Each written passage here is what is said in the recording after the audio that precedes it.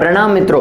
अभी आपने एक बात तो सुनी होगी कि भारत ने गेहूं के एक्सपोर्ट को बैन कर दिया है, यानी कि अब भारत व्हीट का एक्सपोर्ट नहीं करेगा। 13 मई को ऑर्डर निकला जिसमें क्लियरली कहा गया कि जो हाई प्रोटीन ड्रम वेराइटीज और जो नॉर्मल सॉफ्ट ब्रेड वेराइटीज का जो व्हीट है उन्हें फ्री कैटेगरी से निकालकर प्रोहिबिटेड कैटेगरी के अंदर डाला जाएगा। साथ ही इस ऑर्डर में भारत सरकार क्लियरली कह रही है कि ग्लोबल लेवल पर फूड के प्राइसेस अलग अलग कारणों से बढ़ रहे हैं और साथ ही भारत के नेबरहुड के अंदर फूड सिक्योरिटी क्राइसिस आ रहा है। ऐसी कंडीशन के अंदर भारत अपने देश के लोगों को साथ में अपने पड़ोसी देश के लोगों को पहले मदद करेगा और भारत व्हीट के एक्सपोर्ट को कंप्लीटली बंद करता है। यहाँ पर दो प्रकार के व्हीट के एक्सपोर्ट को बंद नहीं किया गया है। पहले प्रकार का एक्सपोर्ट वो है जिसे भारत सरकार की परमिशन है, यानी कि गवर्नमेंट ऑफ इंडिया की परमिशन है कि इस चीज को लेकर कि किसी देश में फूड सिक्योरिटी को लेकर इश्यू है, उस देश की सरकार अगर भारत सरकार से व्हीट की मांग कर रही है और भारत सरकार ने लोगों को परमिशन दी है कि आप व्हीट को एक्सपोर्ट कर सकते हो, और तो उस केस में व्हीट एक्सपोर्ट हो सकता है। और दूसरे प्रकार का एक्सपोर्ट वो है जिसका ट्रांजिशनल अरेंजमेंट पहले ही हो चुका है, लेटर ऑफ क्रेडिट पहले ही जारी हो चुका है, यानी कि सरकार के नोटिफिकेशन आने से पहले, तो इस प्रकार के व्हीट एक्सपोर्ट किया जा सकता है। अब सवाल ये उठता है कि आखिर भारत सरकार ने ये स्टेप क्यों लिए। आइए डिटेल में जानते हैं आज की इस वीडियो में।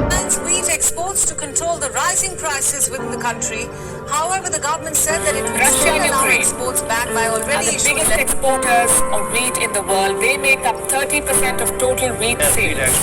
Since February, that trade has dropped. Has reduced the output of the world's second largest. This we have been explaining time and again. This is not a ban, this is regulation of export. Okay, right? All the valid contracts.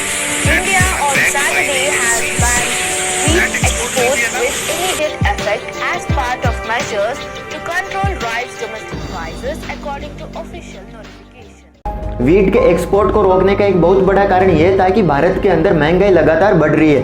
लगभग महंगाई दर इस बार 7.79% तक पहुंच गई है, जो कि पिछले 8 साल में सबसे ज्यादा है, जिसके अंदर फूड प्राइस का इन्फ्लेशन 8.38% पहुंचा है, यानी कि खाने के दाम लगातार बढ़ रहे हैं, जो कि एक बेसिक एमिनिटी है। उन कीमतों को कम करने के लिए ये एक्शन लिया गया।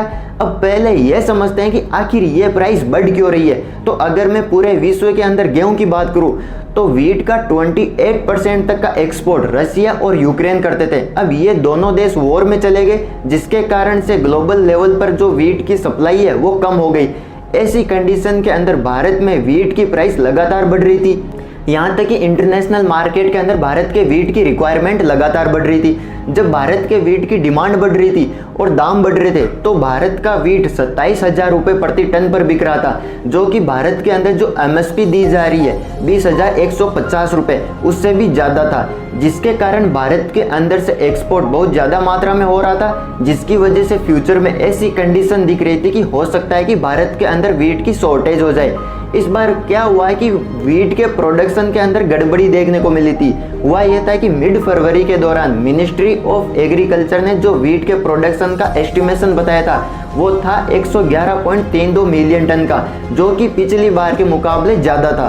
पिछले साल 109.59 मिलियन टन हुआ था, मतलब यह बताया जा रहा था कि पिछले साल के मुकाबले इस बार व्हीट ज़्यादा होगा। लेकिन हुआ यह कि मिड मार्च के दौरान अचानक से टेम्परेचर बढ़ गया, हीट वेव आई और उन इलाकों में आई जहां व्हीट ज़्यादा होता था। जब हीट वेव आई तो उसकी वजह से फसल की क्वालिटी और क्वांटिटी दोनों के अंदर कमी देखने को मिली।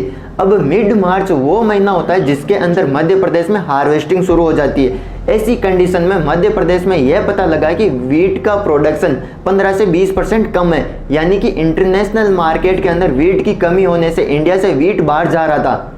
दूसरी तरफ भारत के अंदर भी व्हीट का प्रोडक्शन कम हुआ, जिसकी वजह से भारत के अंदर भी मार्केट में व्हीट की डिमांड बढ़ रही थी और बाहर भी डिमांड बढ़ रही थी, जिसके कारण से व्हीट के दाम बढ़ रहे थे। अब व्हीट के दाम बढ़ना मतलब कि बेसिक फूड एमिनिटी के दाम बढ़ना, जो कि रोजमर्रा के व्यक्ति को डायरेक्ट अफेक्ट कर सकता था। अब जब ये अगर दाम बढ़ रहे हैं, अगर इनकी डिमांड बढ़ रही है, तो ऐसी कंडीशन में क्या हो रहा था कि जो ट्रेडर्स है, जो मिलर्स है, वो लोग क्या कर रहे थे कि वो किसान से व्हीट ले रहे थे और ज़्यादा पैसे दे रहे थे।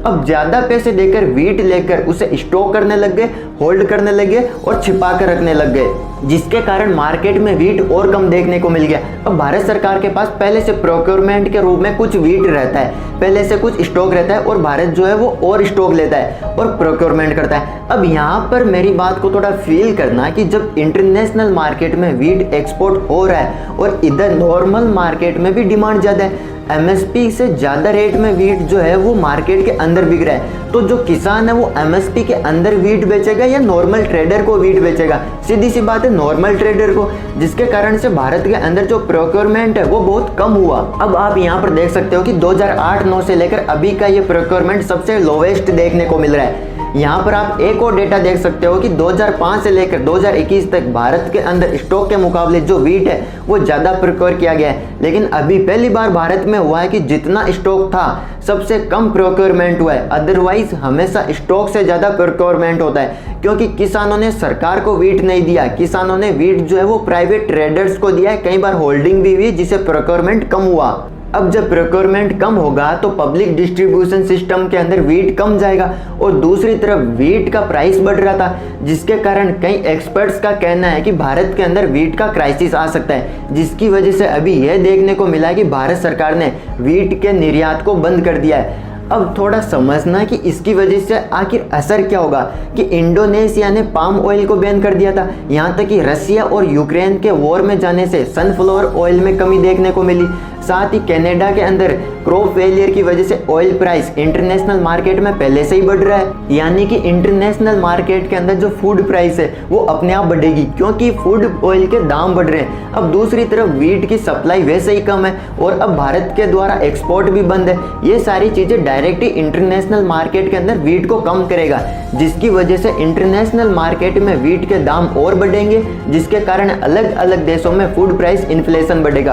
अब पहले ही कई देश जैसे कि श्रीलंका है, अफगानिस्तान है, वो ऑलरेडी फूड क्राइसिस से जूझ रहे हैं। ऐसी कंडीशन के अंदर फूड प्राइस और बढ़ रहा है, वहीं पूरा विश्व जो वो कोविड-19 की कंडीशन से उभरा है, जिस दौरान पहले से ही इकोनॉमिक कंडीशन वीक है और उस दौरान में भी जियोपॉलिटिकल इश्यूज आ रहे हैं। ऐसी कंडीशन के अंदर स्टारवेशन पहले से ही बढ़ रहा है और ऊपर से वीट की शॉर्टेज, पाम ऑयल की शॉर्टेज, सनफ्लावर ऑयल की शॉर्टेज, ये सारी चीज़ें स्टारवेशन को और ज़्यादा बढ़ा देगी, यानी कि पूरे विश्व के अंदर स्टारवेशन के बढ़ने की कंडीशन सामने आने वाली है। सो गाइस, उम्मीद करता हूँ वीडियो इन्फॉर्मेटिव लगाओ। अगर वीडियो पसंद आया तो इसे अपने परिवार वालों के साथ शेयर कर सकते हो, क्योंकि इस वीडियो के अंदर ना मैंने कोई एब्यूज़ वर्ड यूज़ किए, ना ही कोई डबल मीनिंग बातें यूज़ की, क्योंकि मुद्दा काफ़ी सीरियस था।